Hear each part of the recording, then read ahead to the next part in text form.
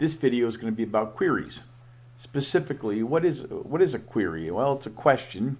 When you query a reporter queries a presidential candidate, as an example, they're questioning them. But in terms of database, a query is a request for data or information from a database table, or potentially a combination of those tables. We typically think of it as the result of the question.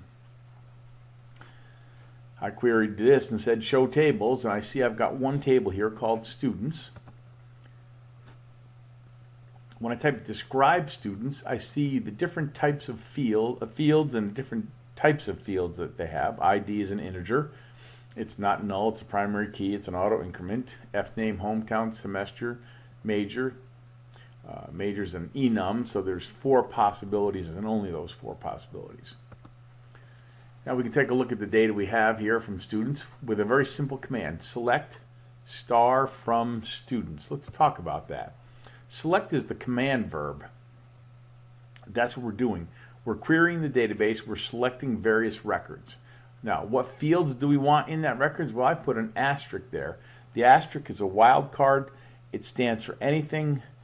In particular here, it stands for everything, actually. So it's going to give me everything from the table name, students. And so we see every field of every record of the students table. Now here's a different one. Select count from students. Count has a parentheses star. That's again all records, or all fields. Close parentheses from students. And it shows up as count parentheses star parentheses. It shows 21.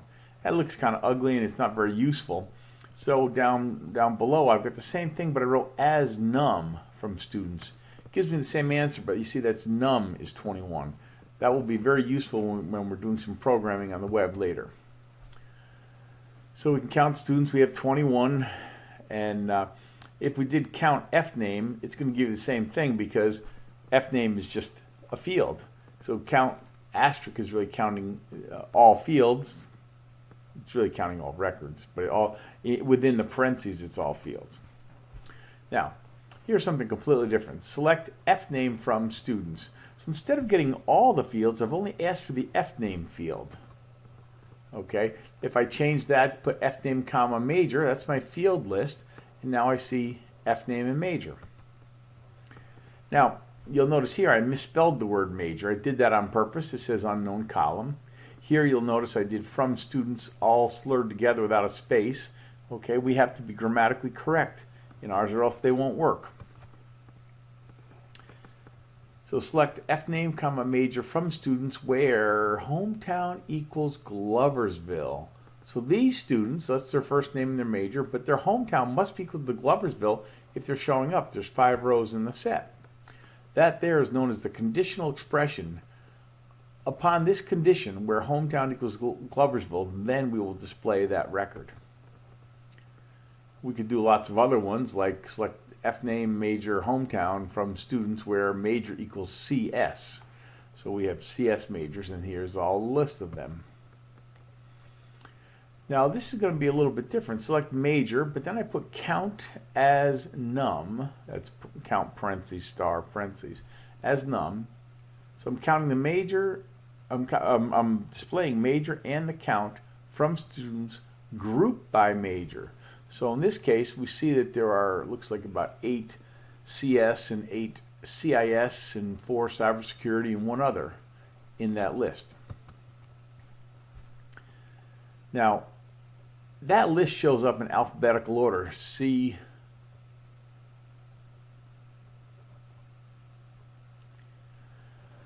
When I type select distinct major from students, then I get it in natural order, the order in which the data was entered. So the first record must have been CIS, and the next changed record is CS, and so on.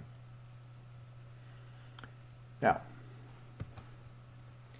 we could also limit the number of records. So selecting fname hometown from students, I have 21 in there, but I limit it to 7, so only the first 7 showed up. Here again we can see select distinct hometown from students.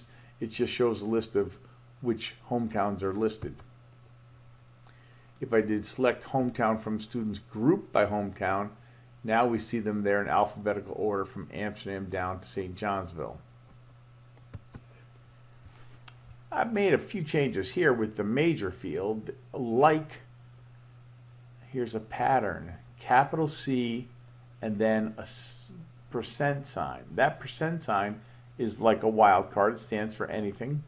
So it can have anything after the letter C, but it has to begin with the letter C. So that was where their major has to do that. So obviously everybody but the others would show up here in that example. Here's where hometown equals Gloversville. So we see the 5 people from Gloversville. Now if I threw in an exclamation point before the equal sign, it means not equal to. So these are all the people who are not equal to Gloversville. And in this case, I've got hometown like percent sign Ville. So that means it's going to have anything for the beginning and then Ville at the end. So we see Gloversville, St. Johnsville, Knoxville, Fultonville. And in this case, anything that ends with the letter E, because I've got hometown like percent sign E, and that's going to give me Schoharie, Gloversville, St. Johnsville, and so on. But we see Schoharie being added to the bills there. Now, if I had hometown like percent A percent, that means it can have anything at the beginning, has to have an A in there somewhere, and then have anything after the A. Okay, so all these people, Fort Plain has an A here, Amsterdam has a couple of A's, and Schoharie has an A right here, and Galway has an A there, and Schenectady, and Saratoga. So they all have something different. Here, if I put hometown not like this pattern, it does not contain the letter A. So Johnstown, Gloversville, those all don't contain the letter A. Now you'll notice sometimes, like in this case here, after counting 21 students, I deleted from students where F-name equals Caleb. I also deleted from students where F-name equals Carl. Looks like. But in Caleb's case, it says 0 rows affected. There wasn't anybody named Caleb. But Carl, there is someone, so 1 row affected. That's why we're down to only 20 now in these students. Now here, I've got Frank ID 11. It says Schenectady, but I grew up in Rotterdam, so I'm going to update students. So it tells it the name of the table, set hometown equal to Rotterdam, where ID equals 11. So it's saying wherever record 11 is, make the hometown be equal to Rotterdam. And we can see that's exactly what happened. So here we're going to select F-name major hometown from students where hometown equal Gloversville. We've got that. We've seen that already. But here I'm going to have a compound conditional where hometown equals Gloversville and major equals CS. Well, it turns out only Matt is a CS major from Gloversville. We can see everybody else is something else. The word or, though, completely different. Where hometown equals Gloversville or hometown equals Amsterdam. Notice you can't just say hometown equals Gloversville or Amsterdam. You have to say hometown equals Gloversville or hometown equals Amsterdam. And then we see all the Amsterdam and the Gloversville folks. But here I can say, well, I want hometown is Gloversville or major equals CS. So Alex is here because he's a CS major.